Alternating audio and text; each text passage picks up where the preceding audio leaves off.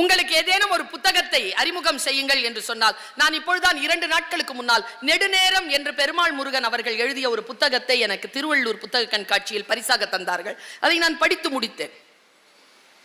இதோ இந்த மாபெரும் சபைதனில் புத்தகத்தை படித்து முடித்தேன். ஒரு வாரம் தான் நான் படித்து நிறைவு செய்து இது ஐயாவுக்கு கொடுத்தால் 4 பேருக்கு போய் இன்னும் சேரும் என்பதற்காக ஐயாவிடம் அதை கொடுத்தேன்.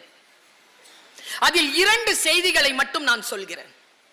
என் மனதை ஆழமா, நான் ஒரு மொழி ஆசிரியர், நாம் எல்லோரும் நினைக்கிறோம் சாதாரணமாகத்தானே பேசுகிறோம் என்று. கிடையாது.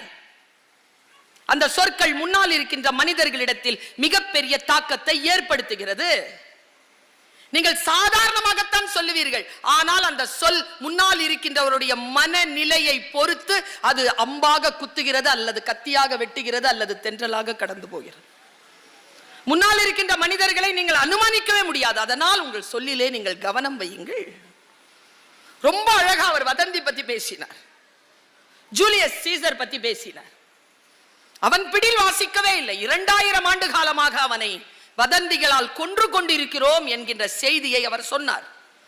இந்த விஷயத்தை உதயச்சந்திரன் ஒரு மிகப்பெரிய அறிஞனுடைய வாக்கு மூலமாக மாபெரும் சபைதனில் என்கின்ற புத்தகத்தில் பதிவு செய்கிறார். அதை நான் உங்களுக்கு கடத்துகிறேன். அவர் சொல்றார், வதந்திகள், அப்பா, ஒரு சொல்ல யாராவது சொல், அவளை பத்தி தெரியுமா? என்ன சொல்லு, சரியில்லை. ஆமாப்பா, எனக்கும் தெரியும், அது சரியில்லை. ஜெனரலைஸ் பண்றது இருக்குல்ல, டோன்ட் ஜெனரலைஸ், பி ஸ்பெசிபிக். பொதுவாக ஒரு குற்றச்சாட்டை முன்னால் வைப்பது பாருங்க. அவர் சொல்கிறார், வதந்திகள் அறிவாளிகளின் காதுகளை எட்டும் பொழுது கவனம்.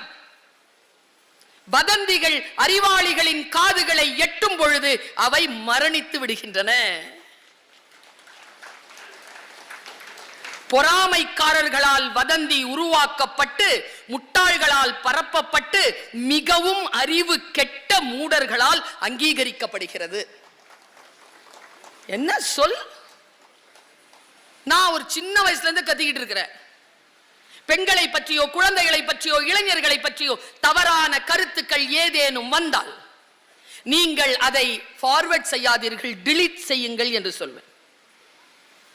அதை மரணிக்க வைப்பதுதான் நாம் செய்யக்கூடிய அறச்செயல் என்று உதயச்சந்திரன் தன்னுடைய புத்தகத்தில் பதிவு செய்கிறார்.